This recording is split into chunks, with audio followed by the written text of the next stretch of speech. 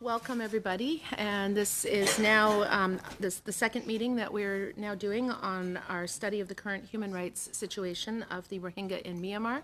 I want to welcome our witnesses. We have from Inter Pares, we have Rebecca Wolsek, who's the program manager, Samantha McGavin, another program manager, and Nikki Richard, the same thing, program manager.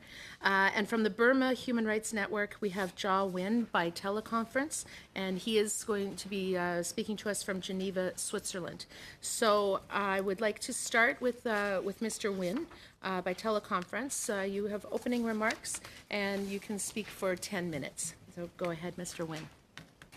Thank you very much, Madam, for giving me a chance to speak here today. Hi, and thank you everyone in the room. As I would like to introduce myself. I'm an executive director and founder of Burma Human Rights Network. We're based in London and we operate across Burma. We have about more than 30 people working inside Burma and collecting evidence and investigating on the human rights violations across Burma. And we mainly focus on minority rights, for freedom of religion, and especially persecutions of Rohingya and Muslim minorities in Burma. As everyone aware that the Rohingya issues is the new one that since we exist in Burma, we've been facing all this kind of discriminations, religious discriminations and persecutions. Let me go straight to the 2007 military operation in northern Rakhine State. Before the tension started, there is already tension in some part of the locations that we have been monitoring on since last year, since 2017, March and May. These periods, we find so many news from the northern Rakhine State that killings of individuals and masked men, they came to their villages at the night time and they commit some kind of murder. And until today, nobody knows, nobody can say clearly who is these people committing this kind of heinous crime. However, the result of the consequence of this killing is created fear among the people, and also after that there are some kind of movement in media. The tone of the media has started talking about on this issue across Burma. And the tension in northern Rakhine State had escalated significantly prior to August 2025 with the unsolved murder of a Rakhine man, Mro villages. And then what happened to be what appeared to be vigilante killings of Rohingya men by beheading him, and following this sweeping arrest, curfews and beating and torture of the Rohingya took place across northern Rakhine State. And the Burmese had brought reinforcement to northern Rakhine State prior to the 25th August, signaling that they are preparing for military campaign. And this is start indicating us. So from June, July, there are so many community level of meetings that happen in Sittwe, and significantly there were the monk Wiratu, known as Babis bin Laden, and he traveled to Rakhine State quite a few times, frequently, and within these 3 to 3 months we saw that he traveled 2-3 times to Rakhine, the same in northern Rakhine State. So these are some key indicators. It is signaling us that something is going on. So we've been monitoring more carefully, and we find out so many activities and things that indicate us this is a pre-planned military operations. So the Burmese military was reported to have focused on attacking villages and civilians instead of pursuing Al-Sar to the mountains and foothill, where these are exactly what happened on 25th August. And before happening this, they brought in some military Unit 33 and 99, and those were start taking positions in Maundo and Budidong and Rathe Down, those areas. Maundo and Rathe Downs and in southern Maundo Township. And actually the night when the attack happened, when I've been communicating with our team members and live on that time. So the youth, those who are attacking those camps without any weapons, these are the young youth and those who are desperate people, those who are attacking those camps, but security posts. But still, it is very suspicious there for us that is it 30 locations they attack, or still there is no clear evidence we or even the Burmese government couldn't give us. And actually, the Burmese military was reported to have focused on attacking villages and civilians instead of pursuing the ARSA. Actually they attacked those young people, and the ARSA also claiming that they attacked those villages. But the something which is cannot clear until today is what is the role of the real ARSA, because they are villagers, they are also young desperate people. They are this a little bit confusing side, and one of the theories the youth has been misled, or another thing says that misled by the ARSA people. In order to go to that point, to elaborate more, I would like to say that 2016, when there was a military attack happened, the ARSA already have idea that what is the consequence going to happen if they attack them. That time, in 2016 also, they attacked. When the ARSA attack happened, the military retaliated to the villages, civilians. So the Burmese military consistently attacked in a direction. This is very important, and that's very relevant to which is now in ICC case, forced deportation. So we conducted the research and asked the question to the people who experience military, who experience the atrocities in northern Rakhine State during the military operations. The way the military conducted the attack was pushing them towards Bangladesh. So they come up from the southwest, southeastern side, and then they push the population towards the northern side and driving them towards into the Bangladesh. So the Burmese military consistently attacked the direction that pushed fleeing civilian into Bangladesh, and in what could only be an attempt to forcibly place them from the country. Several villages held meetings, and where authorities from local government or the military told them to stay in place and were attacked and killed the following day. This includes Tula Tuli. So in a case, the authorities mislead those villages in order to trap them and conduct mass killings.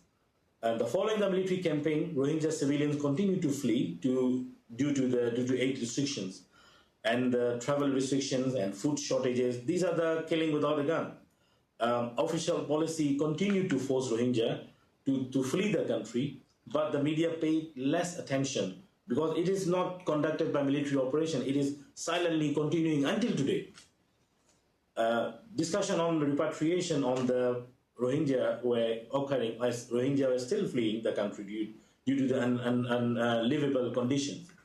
The international community did not address this as they spoke on behalf of the Rohingya in regard to their return, because whenever we talk about the return, we need to know that these are the genocide survivors, traumatized people. They have experienced such a heinous experience they had before, and it is not possible for them to just return without any protection, without any assurance of the security. Numerous reports have been relayed to BHRN, our organization, and our teams on the ground of Rohingya who stayed in northern Rakhine State, being accused of belonging to ARSA without evidence. This is accused by the authorities remaining in northern Rakhine State, and often in extortion scheme, scamming, and that release that accused of after they paid bribes or police to some military and some cash, so they release them. So this is one of the way to get money from those people. Rohingya living in remote or rural areas outside of the Budidong have reported they are receiving little or no aid. And Rohingya living in northern Rakhine State continue to complain of inadequate access to life-sustaining medicines for serious illness or disease such as hepatitis. And there are a few people who are this symptom is now spreading among many people. And 7 Rohingya were also reported fleeing to Bangladesh to get medicine for serious health issues, who are later arrested and when they attempt to return home. And Rohingya living in the same border side near to Bangladesh complain lack of access to any aid, as Burma has discouraged Bangladesh from. Mr. Nguyen, if you could conclude, it's already the 10 minutes. Thank you. Sure. So I would like to quickly saying that there are heinous crime has been committed in the northern Rakhine State, such as Toladuli villages and Chukdin village, and mass killing has continued. But the problem is the genocide is not finished yet, and they are killing without guns, without any military operation, still continuing by restricting the aid, humanitarian aid, and also on the other hand, allowing them to run from remaining those 120,000 in the refugee camp, IDP camp. Still, the situation is not getting any better. So I think in that case, international community need to proceed accountability and more pressure, including economic sanction on Burma. Okay. Thank you very much. Thank you very much for your testimony. We will now be going to Rebecca Wolsak for 10 minutes. Thank you and good afternoon. Inter Pares is a Canadian social justice organization, and we began working with people from Burma in 1991.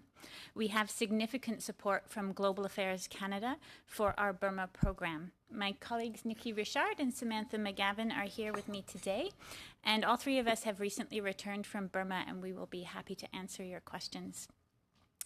I'd like to start by reading from a report that documents the experiences of one family, a family of 5. Burma's army was forcing their village to move, and the family had stopped for a rest when the soldiers came across them. The troops tied up the father, suspended him to the beam of the hut with a rope, and made a fire under him, roasting him over it. They then gang raped the teenage girl and eventually killed her. A few days later, her father died after suffering much from the pain of torture. Her mother suffered much from the agony of watching her husband being tortured and her daughter being raped and killed, and finally became mentally unbalanced. I believe that you've heard many similar horror stories over the past year, and it is hard to hear them. The report that I just read from, it's called License to Rape, and it was published 16 years ago.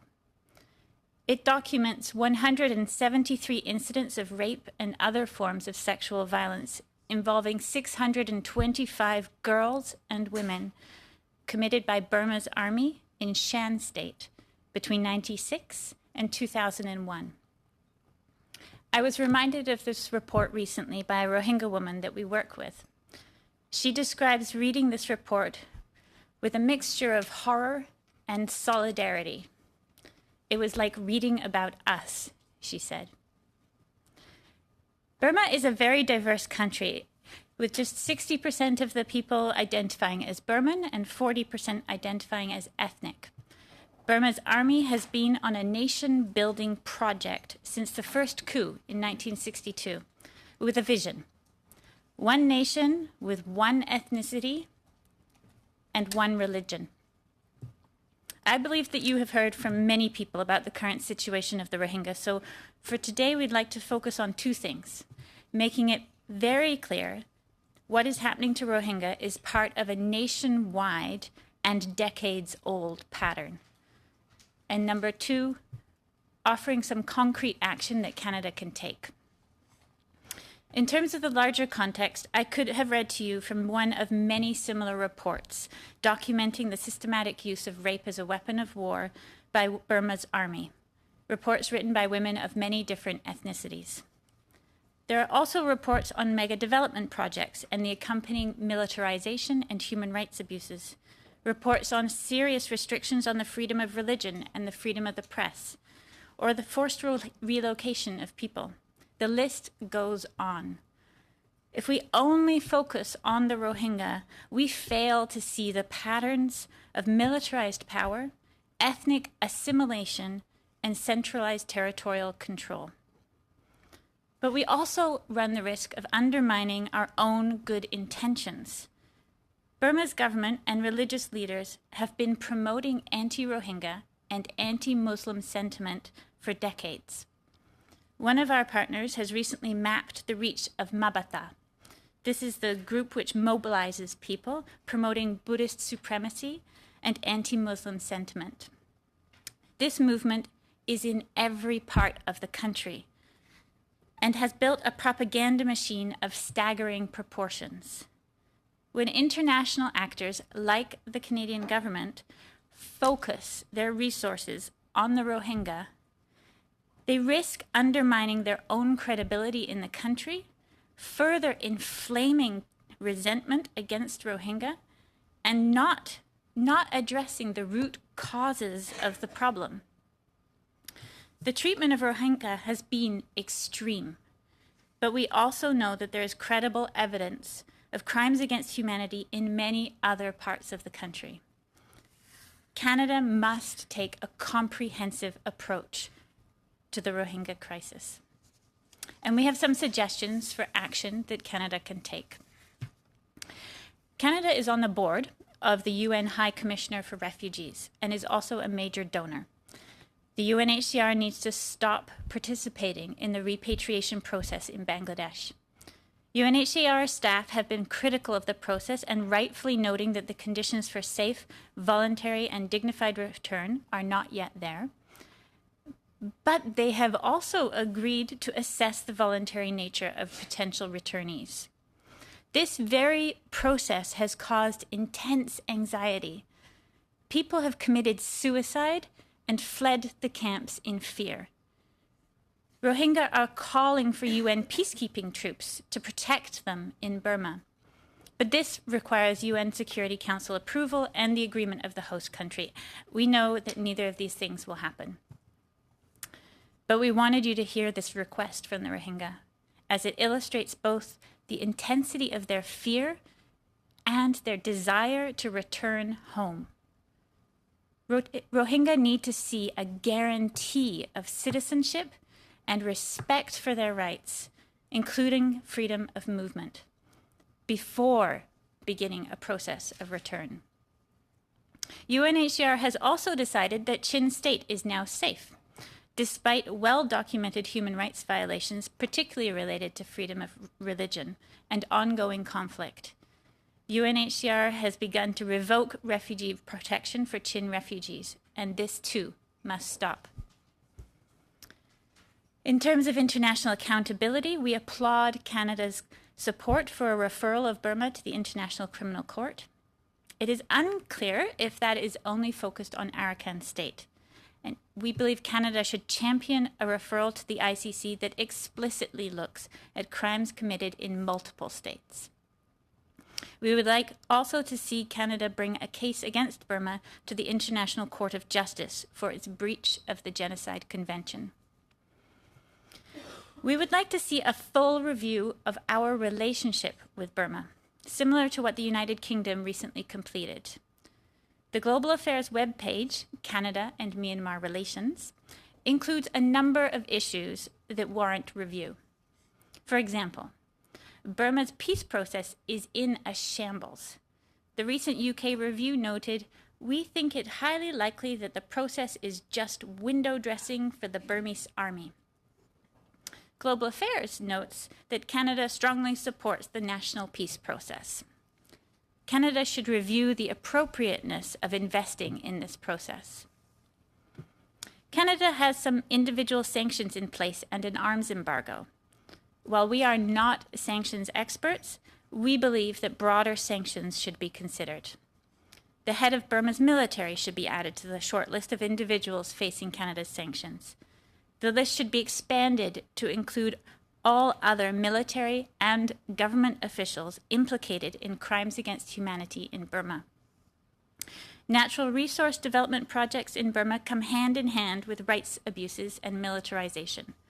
Many of our partners have called for a moratorium against these projects, and Canada should explore how to support these calls. One way to do this would be imposing sanctions in this sector. Global Affairs encourages trade with Burma on their website, noting that in 2015, Canada reinstated a general preferential tariff and least developed country tariff status for Burma. This should be reviewed. The existing arms embargo does not appear to prohibit the training of Burma's military. Perhaps most alarming, under the heading of security cooperation, Global Affairs notes that Burma receives capacity building support for counterterrorism efforts and law enforcement. Aung San Suu Kyi's government and military officials have often referred to ethnic organizations as terrorists. For instance, the 2017 attack against Rohingya was framed as counterterrorism efforts. We do not mean to leap to conclusions about Canada's support, but we do think that this warrants consideration within a full review. Thank you. Thank you very much. We will now start the questions, and we will start with Mr. Sweet for 7 minutes. Thank you very much, Chair, and thank you to the witnesses.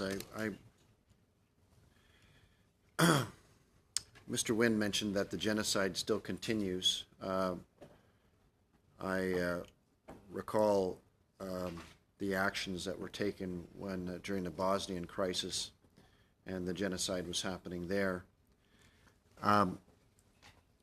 What do you, in your estimation of being on the ground there, what is your opinion about why there's resistance amongst the international community to have a protective operation there, as what happened to protect the people of Bosnia? If I say the genocide that continue is, especially if I talk about Rohingya, those who remain in Rakhine State right now, they are about less than 500,000, but there are 120,000 remain in Sittwe townships, and they are in the IDP camp around Sittwe. And few days ago, on 25th, there was one boat arrested by Burmese Navy in southern Burma. They are going to Malaysia. They are fleeing to Malaysia by boat. And there are 93 people, 60 adults and 23 children. And they are now going to be sent back to Sittwe again, and they are going to have NVC card. NVC card is Nationality Verification Card, which the card itself says the holder of the card is not a citizen of Burma. So which means they become now foreigners. So this is a process Burmese government is trapping these Rohingya people, eliminating those names called Rohingya, and then making them as a foreigners. And gradually these people are concentrated into one location. And if you look at the repatriation, talking about, you're going to put them into a camp like a concentration camp. And nobody knows how long they are going to live there. So the future is totally blurred. And the situation right now, those who are in Rakhine State, they have the same situation like before. They have a travel restriction. They cannot marry and as well, and they have to apply for it, which take 2 years, which has also 2-child policy, and there are still restrictions on movement and medicines and inadequate healthcare, education. So everything, all the oppression is still there, and this also forcing these people to flee from Burma, to face all these atrocities. I think that genocide is not the way we mass killing only, but they are gradually shrinking that population. And in that way, we describe. But on the other hand, that this genocide we call it with the Rohingya people, so what we are facing, is not only with Rohingya alone now. Now it is moving and unfolding other part of Burma with other Muslims as well. If I may say, there's one group of Muslim community in Thailand now. They are from Burma. Now they have become stateless, only because citizenship policy of Burma. We launched a report on 26th of June from Thailand. There are thousands of families in now Thailand, Bangkok, and border area. So I mean, Mr. Wynne, the position. Mr. Wynn, I just have limited amount of time, so I just want to give Ms. Wolasek an opportunity around the question about why the international community hasn't intervened in a more aggressive manner. Do you have any? I mean, we can speculate about the geopolitical interests at play. I mean, certainly the United Nations Security Council, it's deemed unlikely that they would authorize a peacekeeping mission and because of the objections of China and Russia. We know that that they tried to block even the head of the fact-finding mission on Myanmar from merely presenting their findings, and they had to go to a vote over the objections of those two countries. But certainly there are a lot of natural resources at play in northern Arakan State and a lot of countries that have some vested interests in seeing that. I mean, it's yet another interest, not that we think that this should be part of Canada's calculus, but another reason why Canada is very well placed because of the lack of geopolitical interest in that area in terms of trade. But obviously it's also a country that has shown commitment to human rights, and so we think that it creates a unique opportunity. Okay, so I wanted to merge a couple of ideas. Mr. Wynn was saying that the genocide is now spreading. I think 4 or 5 years ago we were already studying Arakan State and the Christians that were there. So it's been spreading for a long time. Of the 135 ethnic groups that are in Burma, are any discriminated against and persecuted to the degree of the Rohingya?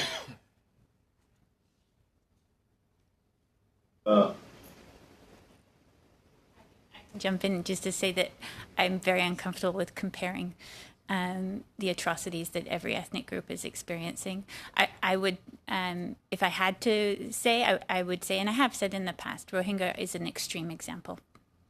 And primarily, one of the big differences, my understanding from years of looking at this, is that they are primarily a people that never militarized to defend themselves. They have been always tried to take the peaceful route, and so they continue to be the easy targets for the Burmese government, and of course those other players that the Burmese government manipulates to persecute them. So, in regards to initiatives of what Canada can do, you mentioned reviewing our approach. What else did you mean when you said a comprehensive approach? Was it about how all of the different groups are actually affected by the Burmese military, or was there more to it than that? Want to jump in, or? So it's mostly about the fact that the patterns that we see of behavior, the oppression against Rohingya, we're seeing it throughout the country, and we have been seeing it for decades, and that we need to be looking at the whole picture, and looking at the basic project of the government and the military of creating a nation.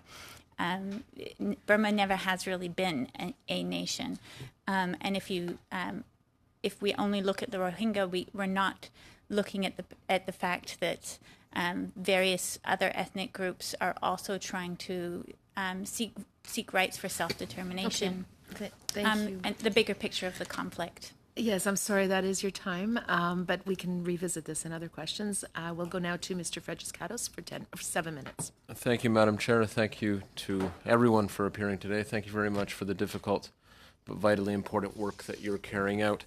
I wanted to put a question first to Inter Pares. In April 2016, the Government of Canada committed up to $18.5 million to your organization to deliver programming that would foster, I'm reading right from it here, that would foster inclusive democratic development in Myanmar until 2020. The project is expected to reach 320,000 people within Myanmar and 110,000 refugees outside of Myanmar. Considering the current situation, are you still able to carry out this work? Absolutely. Do you want to? I just wanted to know Yeah, absolutely. what the situation is for your organization, because clearly Yeah. you're doing really vital, crucial work on the ground, and I'm very happy that the government committed funding to your organization. But considering the context that we all know in Myanmar and the surrounding Yeah. area, I would imagine it's extremely difficult, but you're saying not impossible. Not impossible for us in the work we do. We work with local community organizations that are accustomed to working in extremely difficult situations, and we've been building on that work for many years. At one point in developing the project that you're referring to, we looked at scenarios, like what would happen if there was complete peace, or what would happen if there was contested peace, or what would happen if there was outright war, and how would our program need to adapt. And we explored all of that. And the relevance of the work we saw as being maintained throughout all of those contexts, and ensured that there was adaptability and flexibility within the program to adapt. And for the purposes of the record, Madam Chair, that work is focused, and correct me if I'm wrong, but it's focused on improving democratic governance practices, improving decentralized governance and services in areas where ethnic minorities are the majority, and enhancing the participation of marginalized and conflict-impacted communities in local development. In fact, on that point, I wonder if, and again to Inter Pares, I wonder if you could comment. I know one of the key focuses of your organization is the interethnic relations, and how conflict can really contribute in very negative ways to interethnic relations. So with everything that has taken place in recent years and everything that is taking place now, how worried are you about the future of Myanmar? Relations in particular between the Buddhist majority and all the other various ethnic groups, ethnic and religious minority groups, not just the Rohingya, but also the ethnic Karen and so on and so forth. I don't mean to be so callous to say so on and so forth, but there's many ethnic groups on the ground. It's a very, very diverse society. Is the situation only bound to become worse between ethnic groups going forward? I think we've seen incredible gains over the last 15, 20 years in terms of interethnic solidarity and coalition building, where many people from different backgrounds have come together and on different themes and different topics and different campaigns, and that continues. I think the largest impact, and Jawin can speak more to this as well, is the incredible impact to the anti-Muslim sentiment that's been fomented over the decades, and we do see that many organizations are overcoming this despite this poisoned environment. There are organizations from other ethnic groups that are speaking out in solidarity for the Rohingya and with Rohingya organizations. But certainly it is a very long road to travel in terms of looking at intercommunal harmony, particularly around Muslim issues, given the extent of the propaganda against them. I will ask one last quick question, if I can. The situation, obviously, in Myanmar is beyond difficult. I'm reading the report here, kindly prepared by our great analysts, that says on the matter of repatriation, returning Rohingya do not have villages to which they can return. Rohingya crops and cattle have been looted. Witnesses that we've heard from previously have expressed fears that returning Rohingya would be sent to concentration camps, not unlike the camps that house the approximately 127,000 Rohingya who have been internally displaced since 2012. So with all of that in mind, and I put that to Inter Pares, whoever wants to take it, and to Mr. Wynne, should we not focus as an international community instead on supporting Bangladesh, supporting the effort to bring some measure of dignity to refugees on the ground in Bangladesh? There was an opinion piece published in the Guardian newspaper, the old Manchester Guardian newspaper some weeks ago, saying exactly this, and I've raised it in committee before. But I'd love to hear your view. In fact, maybe I'll go to Mr. Wynne first and then hear from Inter Pares. Yes, from our perspective, from our view, it is extremely important to continually support to Bangladesh government and on the people on the ground, because they are facing enormous, difficulties to have to receive any proper humanitarian aids on continuously to receiving on the humanitarian on the ground, because there is huge population come to a very tiny place, and there is a lot of issues, social issues, hygiene problems, healthcare issues, education. There are several things are suffering, and these people are traumatized people. They have a lot of issues internally as well. So we need all the efforts from international community as much as possible to put on the to support the Bangladesh government, and also to reach out those aids to the people as well. And also one of the very important thing I would like to highlight here, I'm in Geneva right now, and we are advocating about the fifth committee for the funding for the IIIM investigate the new mechanism. It is also very important to support this mechanism to receive budget. It should be, because if failure of the accountability going to risk millions of people live in Burma. Thank you. Thank Yeah, you that's very what much, I- and I'm sorry that's the end of the time. So now we will be going to Ms. Hardcastle for 7 minutes. Thank you, Mr. Chair. I'd like to ask each of you, actually it was Mr. Nguyen's comments that I'd like you to maybe go back to and revisit in the context of some of the other things you've talked about. Just due to time, I'm not going to repeat everything, but I am going to talk about the issue of failing to see patterns, the issue of not having intervened, long-standing issues and reports with graphic evidence. So what Mr. Nguyen had said was something that was problematic, is the tone of the media.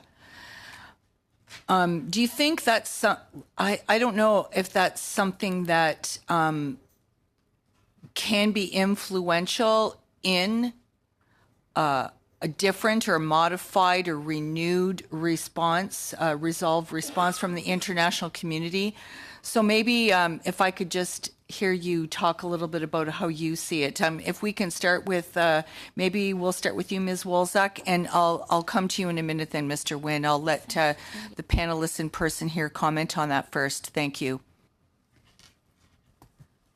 Certainly, there is an inwardness that's been encouraged, I think, by the government towards international media, and a skepticism and framing of it as a fake news. I mean, we have several partners who are independent media organizations who are sharing ethnic perspectives and reporting in ethnic areas, but they do have a very as much as they may have a certain reach, it doesn't include the whole country, and so it is something that that needs to be considered in terms of being able to reach people to try to counter what is a very powerful machine in terms of trying to poison the well. Nikki or Rebecca, what about media in the outlying countries such as China? I'm sorry, I don't really know about the media in China. All right, Mr. Nguyen, if we can go to you, you can talk a little bit more about the tone of the media and how that's been a problem in this whole saga, I guess we'll call it. I would divide 3 parts. One, media in Burma, media in international community, and media in China, if you may say. The first, media in Burma, is one of the key tools that propagating against anti-Muslim hate speech. And these medias are owned by the cronies and then the militaries and ex-generals. They are the one of the very big issue, creating more problem for the Rohingya people and other Muslim minorities and other minorities.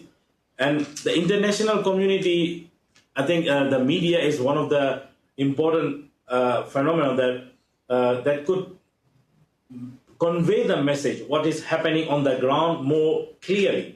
So one of the problems with the media is media always focus on the hot topics, and they are very focused on the audience and what audience would will like to hear. But that is a worry us, because when there is no military operation remain, but yet there is still killings going on, that still people are fleeing, people still are facing so many oppressions, and this is not becoming newsworthy. So that is a very dangerous thing, and we are seeing already now, because when during the military operation, media turn up on daily basis, every second and minutes and every hour that they report about the Rohingya issues. But now there is not many Rohingya issues are on the news anymore. But the problem is still continuing on the ground, and the people are still facing so many problems. yet there is no military operation, but the problem remains there. So what we worry is people, in order to bring political momentum, to have to create more pressure and to come to the agreement from the internet, to support from the international community, media play a very important role, and we need the media to continue to focus on the issues that is very important, which is not military operation yet, but still there are important issues we keep highlighting on until the solution comes. And, you know, we did have an emergency debate on this issue. We did revoke Aung San Suu Kyi's Canadian citizenship. I guess some would argue that those things, without concrete action that you were talking about, are superficial. But in terms of the media, the argument that Mr. Wynne is making, they do help substantiate a reason to put something in a headline again and continue it, especially in Western media. What are some of the concrete steps that you think we should be taking as an independent country and then as part of an international community, as part of a larger movement that hopefully would catch on more than what's already being done? I think media, Canada has been doing amazing work, and we are really grateful for it. And I think if I may say that, of course, media has independent. They have their own rules and regulations, their own understanding. They go for it. But what we, if I will suggest, but these are the momentum the media pick up certain issues, certain things, certain topics, and we cannot, clearly say that what is the particular time. But for example, like when some information launching in the media, in the UN, or in the for example in the Canadian Parliament or the Canadian government saying something, stating something, or there are things going to happen on the ground. So these kind of the moments, we can highlight those issues and we can keep continuing those issues. For example, like in March, there will be UN Security, in Geneva, there will be the UN Human Rights session that are going to talk about the Burma issues. So all those things are continuously need to come out on the media. Okay. Inter Paris? 30 seconds. If I can, I don't know if this is the right moment to add in, but it's somewhat related to what you're saying. I just want to note that there has been a reluctance among the diplomatic community and amongst the donor community, particularly in Rangoon, but internationally, to talk about Rohingya as out of fear of closing the door. They want to keep the door open. They want to keep a conversation going. And I just want to emphasize that there's a huge cost to that. Okay. Yeah. Thank you very much, and I want to thank our witnesses and the members for their questions. We will be suspending for 1 minute so that we can go into in camera so that we can do committee business. No. Okay, yeah. Okay, so we'll just be suspending just for 1 minute. Thank you.